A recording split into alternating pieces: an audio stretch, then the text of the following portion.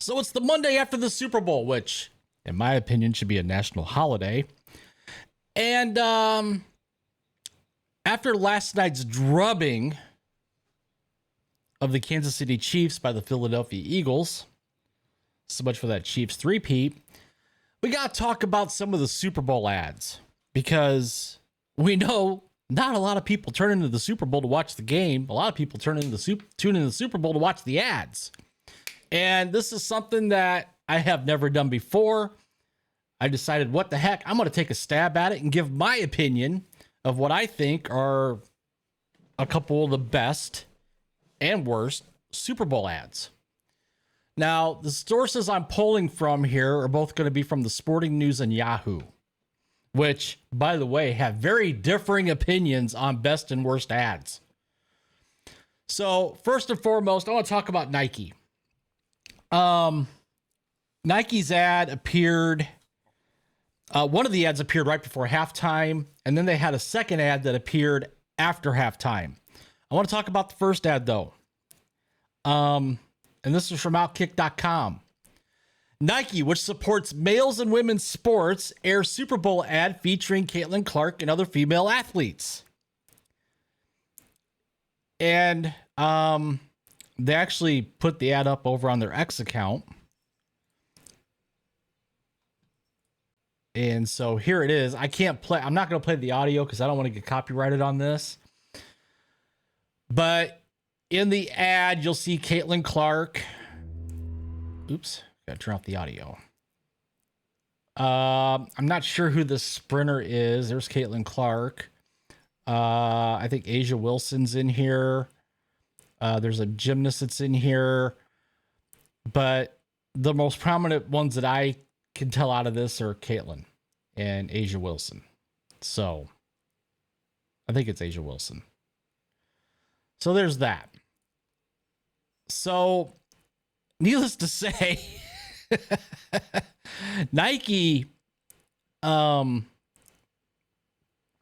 a little bit of pushback on this one. In fact, in the article here from Outkick, Nike, the largest sportswear company in the world, decided to air an ad during the Super Bowl for the first time in more than 25 years. God, it's been that long since they put a Super Bowl ad out. It elected to feature only female athletes such as Caitlin Clark in an apparent attempt to show its support for women's sports.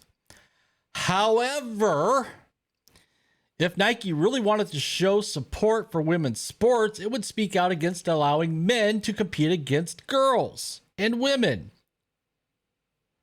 like it does when it comes to alleged racism. Except Nike's never done that. In fact, Nike has done just the opposite. Remember, last year it partnered with Dylan Mulvaney, who's a man who identifies as a woman, and put Mulvaney in a sports bra. And you can't teach that. Jennifer Say, the founder of XXXY Athletics, has consistently ripped what she believes to be fake support for women's sports. Her company, which was founded on the idea that women's sports are females only and supports causes that promote that idea, previously ran an ad criticizing Nike for its refusal to back actual female athletes in its fight for fairness in sports. And the thing of it is this is right after President Trump just signed that executive order banning biological men from competing in women's sports. Now, granted, this ad was probably created months ago to run specifically for the Super Bowl, but Nike, read the room. The vibe is changing. The vibe is shifting. We know from a CNN poll that 79% of people in this country do not support biological men participating in women's sports. So if you say that you're showing support for women's sports, then start speaking out against biological men playing in women's sports. It's not hard. You can do it. Now, the other ad here that they played, and they teased it during the first half, but the full ad was on during the second half, is this ad here going back to the 1980s, more specifically 1985. You got Pat McAfee. He's playing I think a school principal, maybe a teacher. I don't know. You've got Justin Jefferson in this ad. Who else is in this ad? I think they reference it here in the, maybe they don't. They don't reference it here in the Outkick story. But the gist of it is it's about promoting girls or women's flag football, which, don't get me wrong, I got no problem with women playing flag football. I got no problem with girls playing flag football. But the premise of this is the girl challenges and beats the man. So I'm just going to play a little bit of this. And again, I'm not going to play the audio because there's some music in here. There's some music by the Scorpions. I forget who else, but yeah.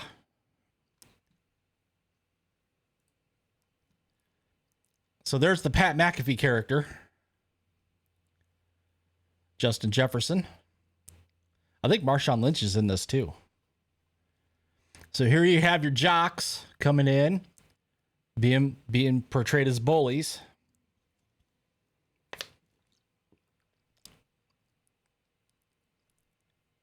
And then here we go. Now I'm going to fast forward through this a little bit here. So we get the shots of the girls out playing flag football. They're running through a practice. Again, got no problem with it. Where this takes a turn is right about here.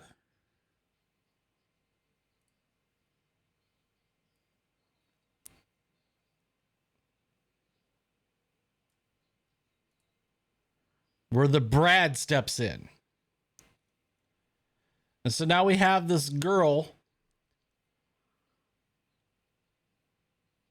And then what they do here is they have this girl show this guy who's boss.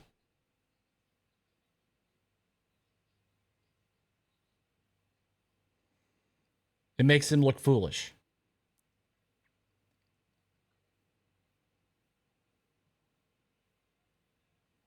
And then get her. And then they can't get her. Of course, they got to put the Saquon move in there. And the whole premise of this is leave the past behind.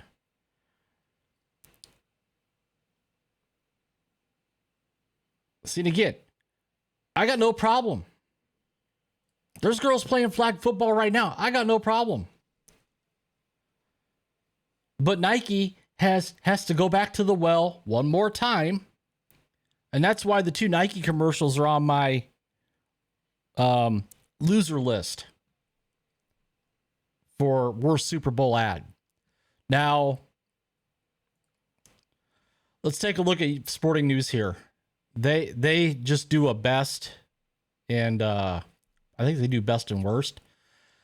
The Uber Eats ad, I don't okay, the Uber Eats ad, that's the one where Matthew McConaughey, if I remember correctly, that's where he dresses up as Ditka, which I think is just simply awesome, me being a Bears fan and all. And that was a good ad. The Hellman's ad, it's titled When Sally Met Hellman's, but it plays off, from When Harry Met Sally. That was a good ad too. That was another good one. The Instacart ad, I like that one because of the throwbacks with Energizer Bunny, Kool-Aid Man, Jolly Green Giant, so on and so forth. That was cool. The Doritos ad was actually really, really, really good. If I was ranking these A, B, C, D, E, F, the Doritos ad would be on my A tier. Instacart would be on my B tier. When Harry Met Sally would be on my A tier. The Uber Eats ad would be on my, I'd give it a B plus.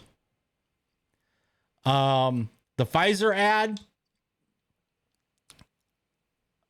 I'm not going to comment because what I would say about this ad on YouTube would get me banned. We'll just say if this was any other ad but Pfizer, I would support it. But it's Pfizer. The Mountain Dew ad was Seal, which was really creepy in my opinion. That would be on the, I have to say that's a D tier. That'd have to be a D tier. The Coffee Mate ad, I don't remember that one. That one doesn't stick out. Pringles and Little Caesars. Pringles with the mustaches and Little Caesars with Eugene Levy's eyebrows. Those were just, I'd have to say both of those are D. Now, over at Yahoo, they actually do A, B, C, D. I didn't see the Bill Murray ad, so I can't comment on it. The Dunkin' Dunkings 2, it was good. I'd give it a B myself. I already said something about Instacart and Hellman's. Pringles already said. They gave Nike an A for their ad. No. The Bud Light cul-de-sac party. Nice to see Bud Light back doing funny ads again. I would give them a B. The Totino's pizza rolls. I think that was a C in my book. Dash Pass Math. I don't remember that one. How to Train Your Dragon trailer. It's a trailer. Eyebrows raised from Little Caesars. Already did that one. Thunderbolts trailer. Actually, that's not really the Thunderbolts. That's another video for another day. The Michelob Ultra trailer or ad. I think that's a B. They're right on that one. That's a B. That was a good one with Catherine O'Hara and Willem Dafoe. Squarespace ad. I'd say it's a C. Salty Club for me is a C. Coors Light for me is a C. TurboTax ad, C. Budweiser, I love that ad. Budweiser always seems to bring it when it comes to their ads. To me, that ad is an A. That is a solid A. Haagen-Dazs, Not So Fast, Not So Furious. I think that's a C. The Stella Artois, the Stella commercial. It was all right. It's a C. There was a lot of ads. The Broken Statue ad. It was okay. I think that to me that was a D. I already talked about Case of the Mondays, Mountain Dew. Some of these I don't even remember seeing. The Nerds ad I'd seen before, that was a C. The WeatherTech ad, yeah, I agree with that. That was a D. Coffee Mate ad, not very good. So there you have it. That's my take. I spent a lot of time on Nike because I thought the Nike ad was not very good. Both ads, not very good. I think Nike needs to read the room. Budweiser, definitely an A+. So what'd you guys think about the Super Bowl ads last night? Comment down below. Let me know what you think. I'd love to hear some of the comments. I mean, look at this Nike ad. Right off the bat. Does anyone feel like this kind of messaging just doesn't work anymore? It's always been forced, silly, and cringe, but now it just seems kind of pathetic, like it belongs in an America that doesn't exist anymore. Like the country has spoken and just rejects this kind of stuff now. Yes. Yes, yes, yes, and yes. The vibe is shifting. It's a different country now. It has been for the last 3 weeks. This could have been a good ad, but you decided to make it more about degrading men than uplifting women. Yeah, this makes me want to support trans women in women's sports. That could be said for both Nike ads, actually. So, again, comment down below, share your thoughts, let me know what you think. While you're at it, please take the time to support the channel. A couple things you can do that are free. Give me a thumbs up, smash that like button, subscribe to the channel if you haven't already, hit that notification bell so you don't miss a video, share this video out there with your friends and family, and with that, I will see you guys later.